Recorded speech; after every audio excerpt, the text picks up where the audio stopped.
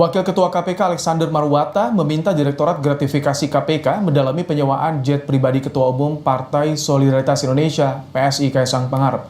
Tak hanya penggunaan jet pribadi, namun tas mewah yang dibawa istri Kaisang juga akan diselidiki. Apakah ada unsur gratifikasi yang diterima Kaisang Pangarep?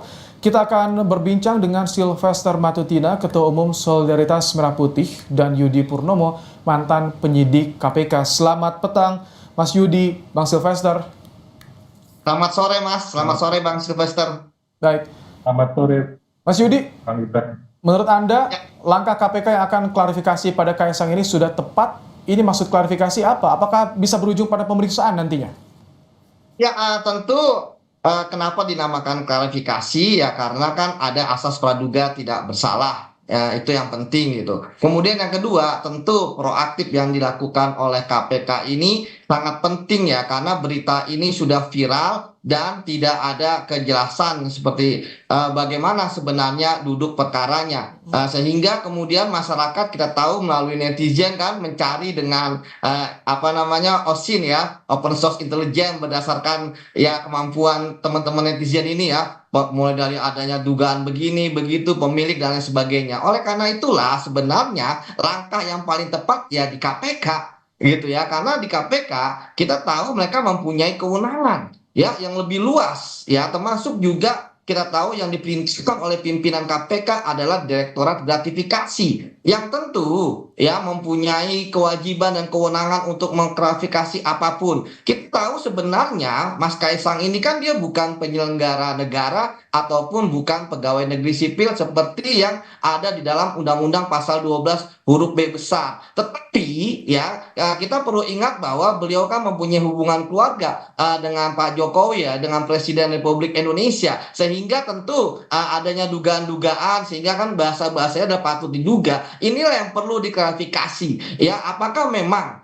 ya terkait dengan gratifikasi atau bukan. Itulah sebabnya maka yang harus dilakukan oleh KPK tentu tidak ujuk-ujuk datang langsung ke Mas Kaisang ya. Tentu mereka harus mempunyai bukti awal dulu ya, seperti misalnya melakukan klarifikasi kepada ya perusahaan Jadi yang ini sebetulnya menyewakan pesawat. sudah terlalu lama, Mas Yudi, belum ada kejelasan karena sudah beberapa hari lewat. Artinya Ya, momentum yang tepat saat ini bagi KPK untuk bisa klarifikasi soal penggunaan jet pribadi, tas mewah juga.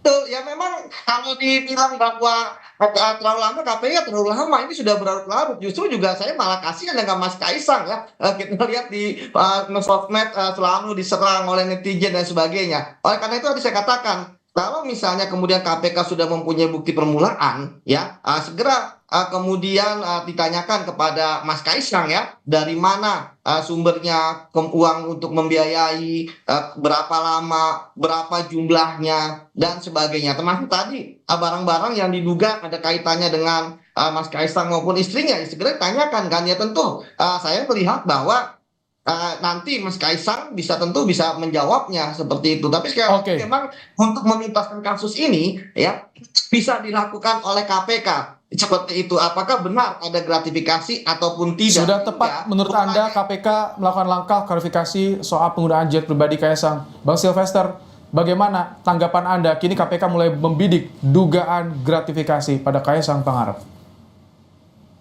Ya, saya mengapresiasi ya, tentunya kita semua mengapresiasi kalau benar-benar KPK bergerak, terus tadi juga hari ini katanya ada yang Mas Ubadillah, kalau nggak salah melaporkan ke KPK juga ya, itu memang hak dari KPK dan juga hak dari masyarakat untuk melaporkan apabila memang terjadi penyelewengan atau tindak pidana. Dan saya sepakat dengan Mas Budi, memang lebih baik barang ini jadi terang benderang ya. Jadi memang supaya tidak ada juga kegaduhan yang saat ini sebenarnya saya juga sama seperti Mas Yudi. Akhirnya Mas Kaisang ini diserang gitu loh tanpa melakukan klarifikasi ya. Nah itu kenapa Jadi tidak ada klarifikasi sampai saat ini dari Kaisang atau orang-orang terdekatnya declare soal penggunaan jet pribadi, soal video yang tas mewah diduga tanpa melewati bea cukai? Ya, jadi memang pada dasarnya Mas Kaisang ini dan keluarganya itu memang mereka sangat irit bicara ya. Tapi ketika hal ini terjadi ya mau tidak mau memang harus mengklarifikasi karena ini kan sudah menjadi konsumsi publik, apalagi beliau anak orang nomor satu di Indonesia. Tapi sebenarnya kalau kita mengenai charter-mencarter atau penyewaan private jet ini, kalau kita mau jujur sih sudah lama ya.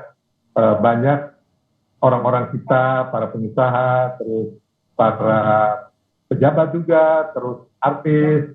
Bahkan kemarin kita lihat waktu pencapresan, itu capres dari 01, 02, 03 itu memakai private jet semuanya. Jadi, tapi nggak ada yang dipermasalahkan. Tapi ini kan karena momentumnya pas lagi ada aksi dari teman-teman mahasiswa dan masyarakat mengenai undang-undang revisi undang-undang pilkada kemarin ya, dan keputusan MK yang nomor 60-70 mengenai Terlebih sebagai seorang anak presiden juga itu yang menjadi sorotan, Bang Sylvester ya? Iya, kenapa Bang? Iya, terlebih karena Kaisang anak presiden jadi menjadi sorotan ketika ada gaya hidup mewah yang dipertontonkan. Iya, benar sekali. Jadi ini yang benar-benar kita berharap semuanya agar nantinya terang benderang gitu. Kalau memang ya salah, kalau benar, ya kan? Hanya mengenai patut atau tidaknya, ya kan, Mas Kaisang sebagai anak presiden naik jet pribadi, saya pikir saya pun suka ya naik jet pribadi karena saya sendiri juga operator penerbangan dulu tahun 2010 sampai 2014 saya mempunyai perusahaan pencharter pesawat ya. Tapi asal jelas ya Bang Sylvester, maksudnya asal usulnya dari mana atau penggunaannya menyewa atau seperti apa itu harus jelas. Nah, bicara soal kejelasan tadi, statusnya ini asal usulnya dari mana, Mas Yudi, siapa yang harus diklarifikasi oleh KPK? Karena ini ada informasi pesawatnya milik perusahaan yang berada base-nya di Singapura, Mas Yudi.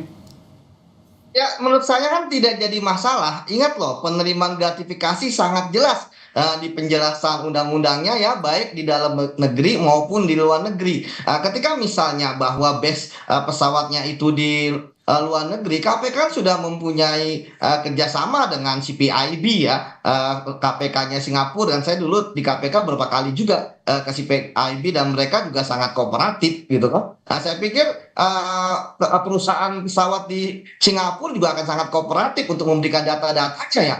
Dan saya pikir justru ketika di Singapura lebih jelas ya, tidak akan ada manipulasi ya, termasuk dari transaksi pembayaran, termasuk dari siapa saja manifest di pesawat itu, siapa pilotnya, bahkan semuanya ada gitu. Jadi menurut saya itu yang harus dilakukan oleh KPK untuk mengungkap ini semua, karena Mas, bahwa di sekitar kan belum ada permasalahan mengenai konflik of interest aturannya, kemudian juga trading influence. Jadi ini yang sangat berat. Tapi sekali lagi bahwa apa yang dilakukan oleh KPK kita harus menghargai. Namun ingat, ini media asing di Singapura juga sudah menyorot di Mas Yudi, sudah menyorot soal isu ini.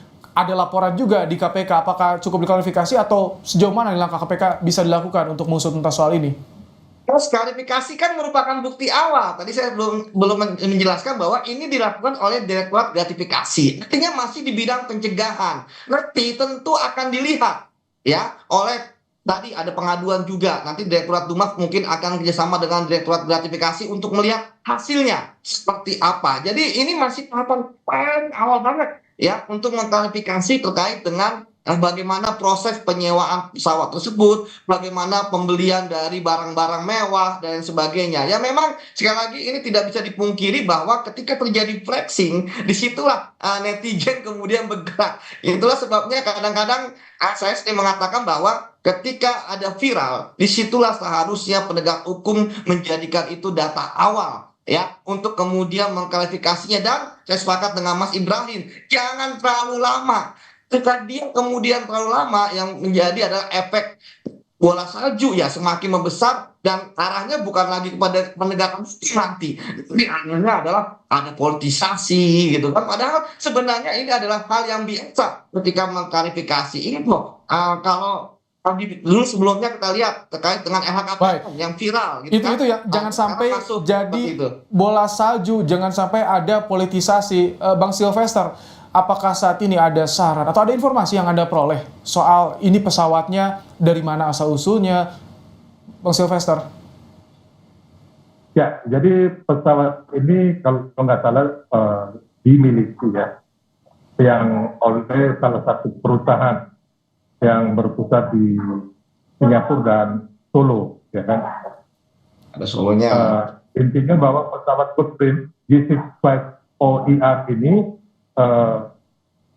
dibeli atau oleh perusahaan yang salah satu perusahaan ini ya, startup ya, yang kemungkinan memang ada berhubungan dengan Mas Kaisang gitu dalam hal pengelolaan bisnisnya. Jadi Ini transaksinya apa? Disewa atau seperti apa, Bang Sylvester? Saya belum tahu persis disewa atau dipunyai ya, tapi intinya bahwa pesawat ini berhubungan dengan salah satu perusahaan startup yang berpusat di Singapura dan Solo itu.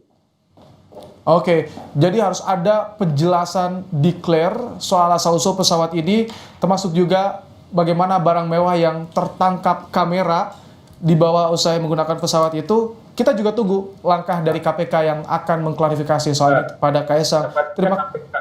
Oke, Bang Sylvester, terima kasih untuk waktunya sore ini. Mas Yudi Purnomo juga terima kasih telah meluangkan waktu di Kompas Petang sore hari ini.